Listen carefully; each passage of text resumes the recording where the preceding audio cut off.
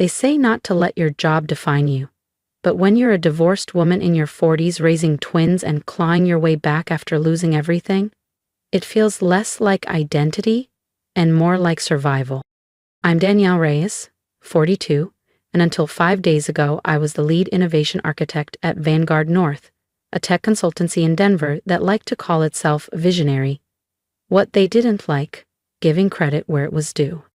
I was the architect behind the proposal that secured the $22 million 0-cents Darrowtech deal, their largest partnership to date. But if you check the records, you won't find my name anywhere near it. This is just business, my boss, Evan Marsden, had said, sliding the termination papers toward me like a bar tab. We're restructuring, nothing personal. But to me it felt like being gutted. The room reeked of citrus-scented cleaner and corporate betrayal. Snow dusted the windows outside, and the hum of the heater was the only sound after he spoke. I sat, stunned, unable to move. After 6 years of strategizing late into the night, missing birthdays and solving messes the execs couldn't touch, I was being erased. "I'm sorry, Danielle," Evan offered, eyes fixed on his Rolex. "We need new perspectives." No.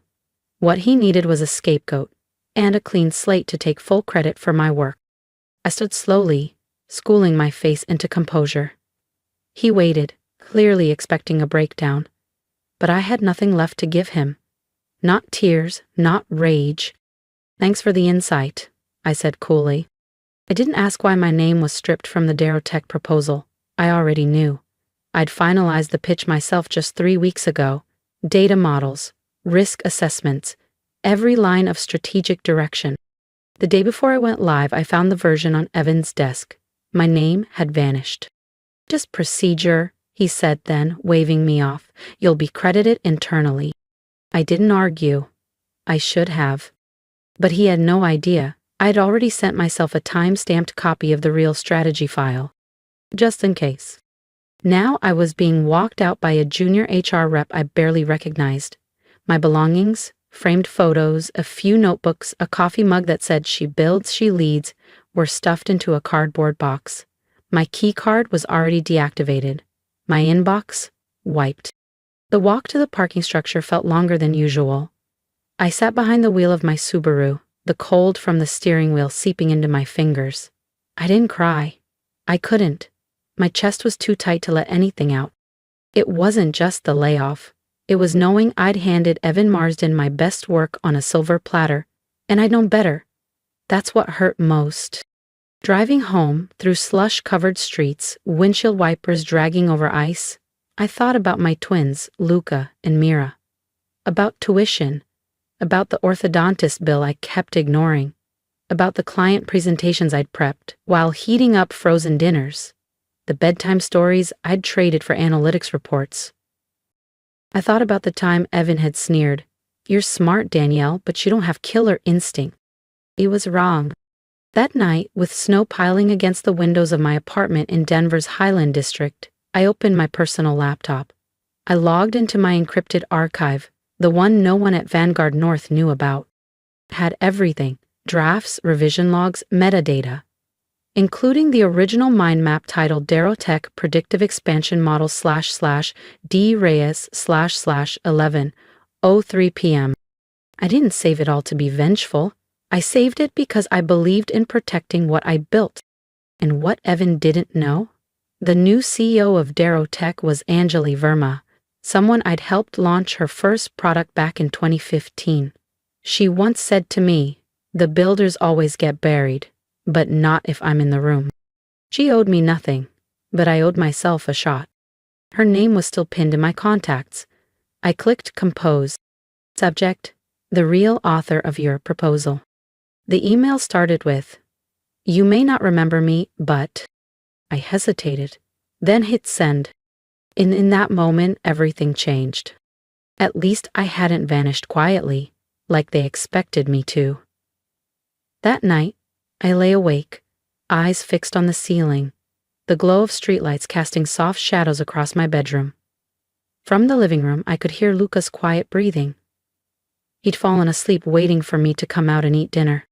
I hadn't told the twins yet, not until I had something solid. Not until I knew which way the ground would shift next. At 7:02 a.m., my phone buzzed. Anjali Verma. Danielle, I absolutely remember you. I still use the segmentation model you built for our Series A round. Thank you for reaching out. Let's talk. I have questions and an opportunity you might want to hear about. Anjali.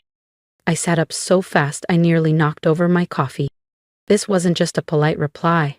Anjali was a rising force in the tech world now. The newly appointed CEO of Darrowtech, known for integrity, precision, and refusing to play politics. I called her that afternoon. Her assistant patched me through instantly. Danielle. Anjali's voice was calm but laser-focused. I've reviewed the documents you sent. There was a pause. I held my breath. And I'm beery. I steadied my voice. I wanted you to know, the person who pitched the proposal didn't create it. I did. Of course you did, she said without hesitation. I recognized your structuring style instantly. It's too clean, too layered to be Evans. She fired off questions about revenue sensitivity, implementation timelines, risk layers. I didn't hesitate. I didn't need notes. It was my work. Every line, every model, every diagram. I owned it. Finally, she said, I'm terminating the contract with Vanguard North, effective immediately. My heart slammed into my chest. You're sure? I don't do business with thieves, she said. Then softer, but I don't believe in letting brilliant work get wasted. She paused, then added, we're launching a new division. I want you to lead it. As partner and CEO, it's yours if you want it. I blinked. You've always had a mind for building, Danielle. Now it's time you had the space to lead. And if you're ready to see what happens when the underestimated finally take the lead, don't forget to subscribe. The next chapter of this story is one you won't want to miss. I can give you that, Anjali said, but I need an answer quickly. I want to hit the ground running. I paused, staring at the Denver skyline beyond my apartment window. Me, CEO. I need to think about it, I said quietly, though my heart had already made the decision. I understand, she replied, but don't take too long. You deserve more than a footnote in someone else's story. The line disconnected, and I sat frozen, the phone still in my hand. CEO, after all these years, I thought of every late night I spent perfecting someone else's vision, of how often my insights were passed off as team contributions, of the words Evan said before firing me, this is how the real world works. Maybe it did, until someone like me decided it wouldn't anymore. That evening, I sat on the bed beside Mira, who curled up in her oversized hoodie, her eyes wide and searching. They fired you? She asked, barely above a whisper. They did, I said, brushing her hair gently. But it's okay, something better might be coming. Are you scared? She asked. Yes, I said honestly. But I'm also ready. The next morning I called Anjali. I'm in. Good, she said, her voice sure. Your new title is CEO Verma Strategies. I've already filed the paperwork. 2 hours later, the news hit the wires. The Darrowtech terminates Vanguard contract amid ethics concerns. Sources said the firm was blindsided. I couldn't help but smile. I imagined Evan's face as he read the headline. But it didn't stop there. The next day, his assistant emailed Darrowtech, desperate to set up a damage control call. Anjali simply forwarded it to me. He wants to talk to the CEO, your move. So when the call finally came through and I heard Evan's voice, tight, anxious, I sat up straight, took a breath, and said, This is Danielle Reyes. You're speaking with the new CEO. There was a pause, then shallow breathing. Danielle, he stammered, I wasn't expecting you. I figured, I said, keeping my voice steady. You were trying to reach the CEO of Verma Strategies? That's me now. There was a strained chuckle on the other end, the kind people use when they realize the ground has shifted under their feet. Danielle, this feels like a big misunderstanding. I had no idea there was tension between you and Vanguard. If I'd known you were still involved, I would have handled things differently. I let the silence stretch, deliberately. You didn't know? I repeated slowly. You removed my name from the Darrowtech proposal. You presented my work as your own, then you fired me. But sure, you didn't know there was a problem? His voice turned defensive. The board was pressuring us. Cuts had to be made. You know how these things go. And frankly, he added, you're a talented architect, Danielle, but you were never leadership material. It hit me harder than it should have. Not because I believed him, but because I'd heard it before. Too reserved, too analytical, too focused. Always too much. And still never enough. You're making a mistake, he pressed on, not just by walking away. You're burning bridges. Think long term. Think about your kids. That was the moment it shifted. You don't get to mention my children, I said, my tone controlled. And I'm not burning bridges, I'm building them. There was a long pause, then a sigh. You used to be? Different. You used to be grateful. That word, grateful, like everything I earned, was charity. I wasn't grateful, I said. I was loyal. But that ended the moment you made me disposable. And Evan? I'm not the one who should be worried about the future. You are. I ended the call. Later that day, I met Anjali at her office downtown. Glass walls, clean lines, views stretching across snowy Denver. But what struck me wasn't the space. It was the energy. People weren't just showing up, they belonged there. So did I. It felt alive. You handled that perfectly, Anjali said, after I told her about the call with Evan. But, brace yourself, people like him, they don't go quietly. She was right. By Thursday, the rumors started swirling. First on LinkedIn, then through Slack threads and internal back channels I still had friends in. Evan was already spinning a new narrative. That I'd left Vanguard North voluntarily, that I'd underperformed, that I was bitter, unstable, difficult to manage. It was so familiar, so exhausting, so predictable. That afternoon I pulled up everything. Emails, performance reviews, project logs. For 6 years I'd quietly archived every milestone, every deliverable, every documented moment of impact. Not because I thought I'd need them, but because I was the kind of woman who always kept receipts. That night, I got a message from Tasha, a former colleague. Danielle, I don't know if you've seen what's being said, but I've got your back. We all know the truth, and if you ever need a witness, I'm in. She wasn't the only one. By the weekend, I had over a dozen messages from former coworkers. Some were still at Vanguard, others had left long ago, carrying their own battle scars. Credit taken, promotions stolen, ideas dismissed.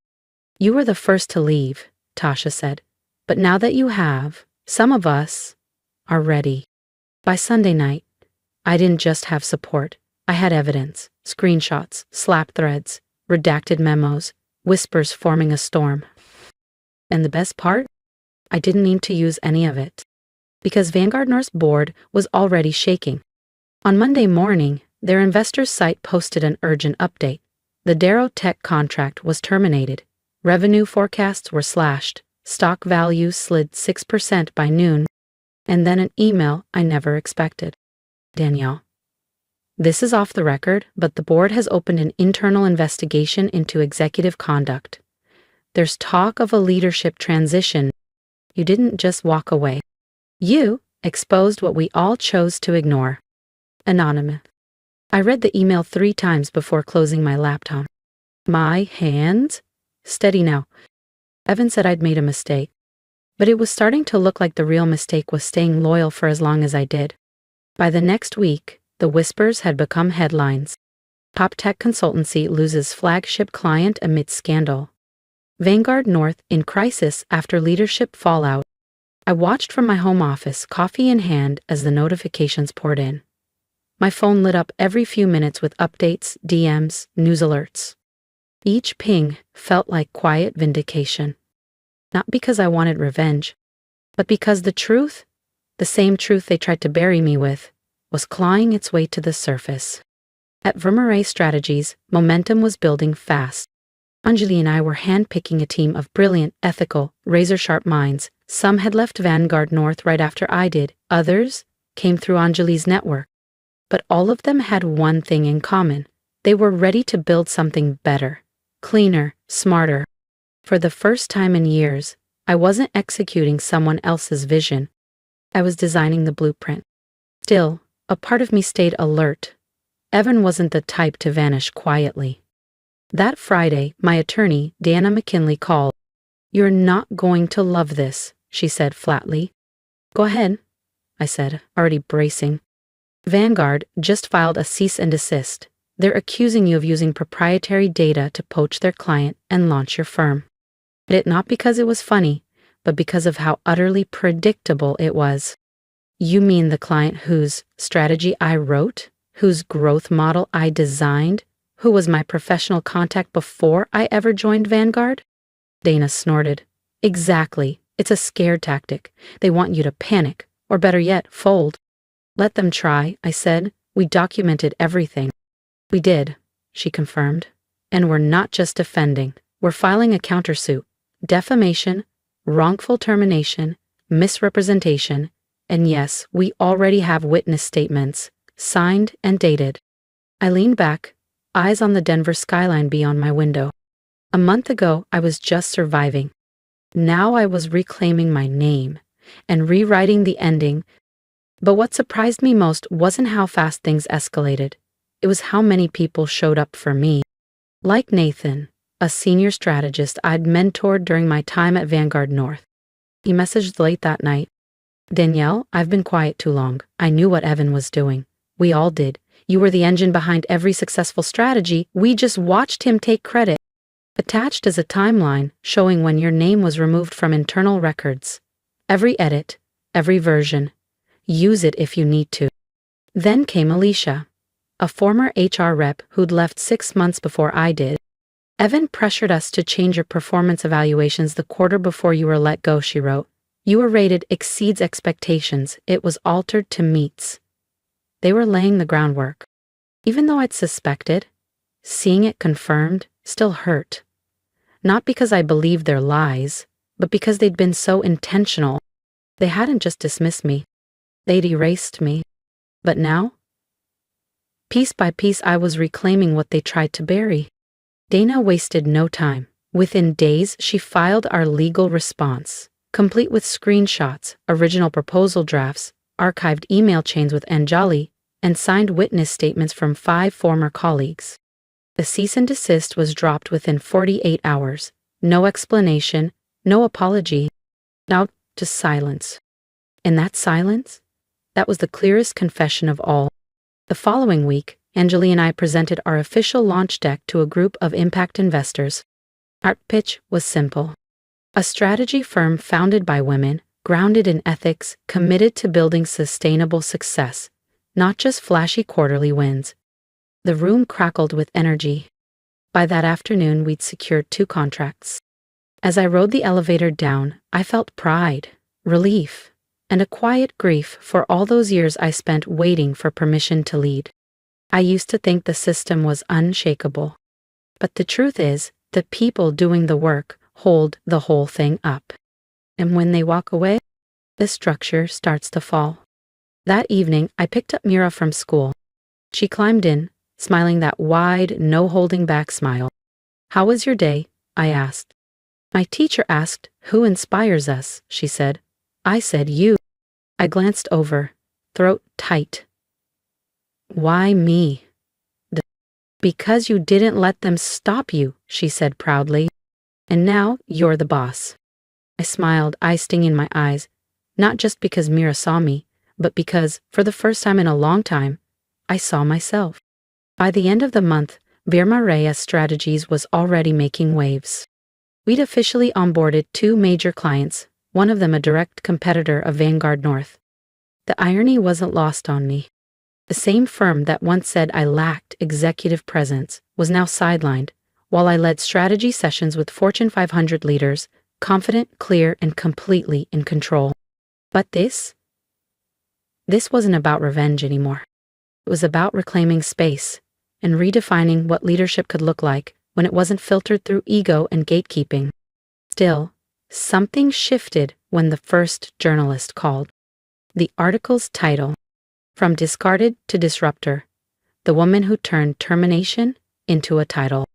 She had done her research, knew about the Darrowtech contract, my quiet firing, even quoted internal memos that had somehow leaked. "I'm not here to start a fight," I told her over the phone, "but I am done pretending that what happened was normal." Because it wasn't. And I knew I wasn't the only one. When the piece went live, the response exploded. My inbox filled with messages, many from women, others from disillusioned professionals. This gave me the courage to speak up. Your story is mine. Same game, different names. I should have felt powerful, triumphant, but instead, I felt the weight of something deeper, because this wasn't just about me. It never had been. And now, the whole industry was watching. 2 days later, Dana called. "Vanguard's hired a crisis PR firm," she said. "They're trying to get ahead of it. I expect a statement any day now." "Let them," I replied. But it wasn't just a statement, it was a full-on campaign. A blog post. Moving forward, learning from the past, building stronger. It was corporate airbrushing at its finest. Vague words, euphemisms, no names, but the subtext was clear. And then, Evan re-emerged. A podcast interview, of course. "I think we live in an age where people are quick to assign blame," he said, voice smooth as ever. "Look, I've made mistakes. We all have. But not everyone is cut out for the pressure of leadership." That's what Evan said in his podcast interview. Smooth, calculated, almost sincere. Like sometimes people misinterpret tough decisions. It's just part of running a business.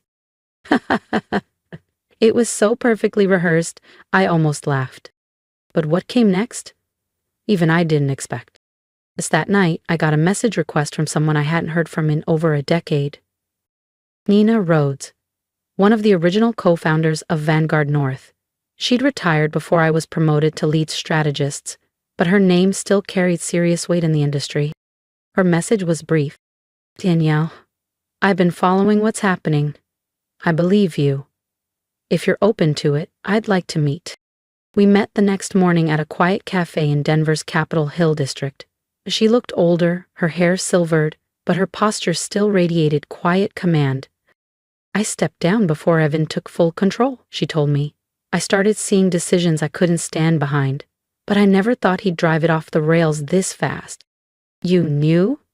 I asked. "I suspected," she admitted, "but I didn't dig deeper. I wasn't brave enough." There was no performance in her voice, just regret. "You weren't the only one he tried to erase," she continued. "You were just the first to hold him accountable." Then, from her bag, she handed me a flash drive. "These are board memos, internal evaluations, transcripts. From my final 6 months at Vanguard. They'll back up everything you've claimed if you decide to take this further." I took it, my hands suddenly cold.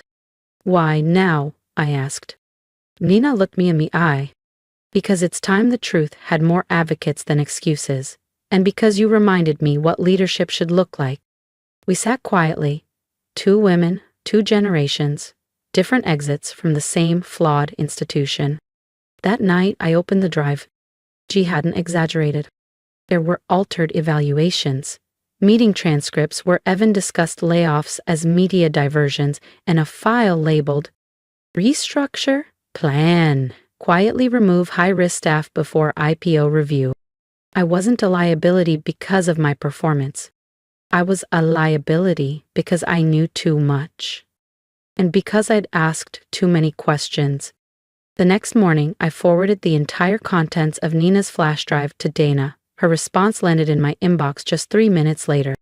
"We need to take this public. This isn't just about your story anymore, Danielle. This is systemic. Are you ready?" I stared at the message. Ready? No. Prepared? Absolutely. The decision wasn't made lightly.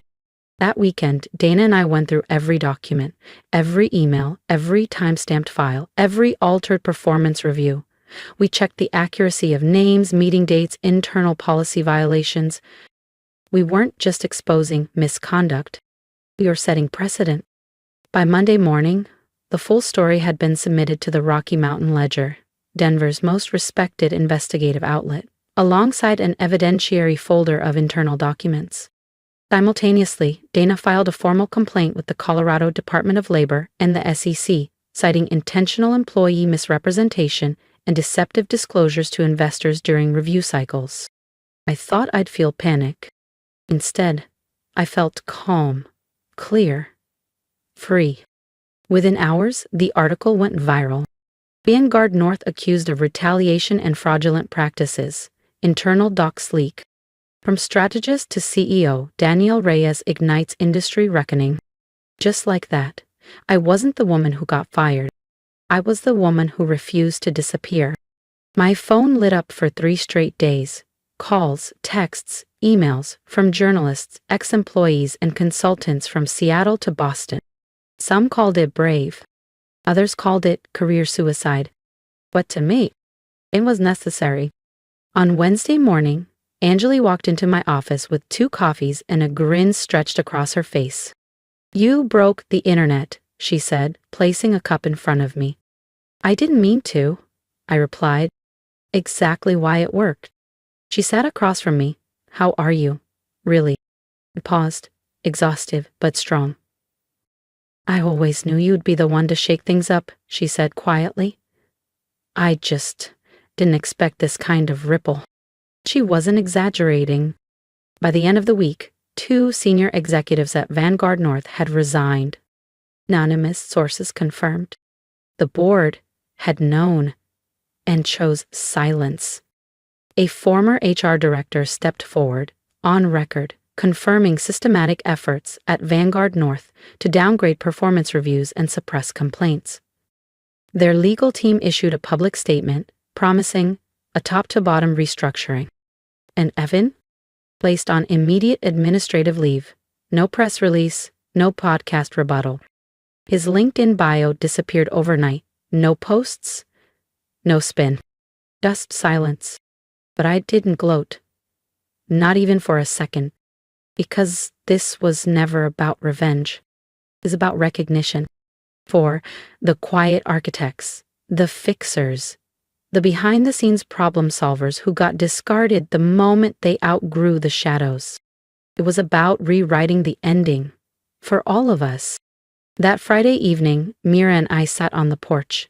Spring air drifted in, soft and warm, streaks of orange and violet curling through the sky. "Mom," she said, looking up from her phone. "You're on TV again." I chuckled. "I know. Getting tired of my face yet?" She leaned into me. "No, I think it's cool. You didn't let them treat you like you didn't matter." I kissed the top of her head, feeling the weight of her words, what it meant for her to see this, to believe this. Later that night, I sat at my desk reviewing an email from a university in Boston. They'd invited me to speak at their annual Women in Leadership Summit. The talk titled, "How to Be the Architect of Your Own Power." I said yes, not for the spotlight, but because the message mattered. The way things have always been doesn't mean that's how they have to stay. A month later, Vanguard North settled. Confidential financial resolution, public apology, 3 more executive resignations. More importantly, they agreed to install an independent ethics board, introduce quarterly transparency reports, implement new protections for employees. Well, it didn't fix everything, but it was a start. They offered a non-disclosure clause. I declined. If they thought they could buy my silence, they hadn't been paying attention. I remained CEO of Vermereya Strategies, now heading into its 2nd year, with a growing client list, a reputation built on ethics, and a line of talented people hoping to join. But most importantly, I stayed visible. Because stories like mine matter only when they're told, or when they remind others, you're not alone. Silence isn't the price of survival, and you get to decide when your story ends. As for me, this wasn't the end. It was just the beginning. I didn't share my story for sympathy. I shared it because someone needs to. Because I spent too many years being told to stay quiet, to play nice, to be grateful for scraps. And maybe you've been told the same thing.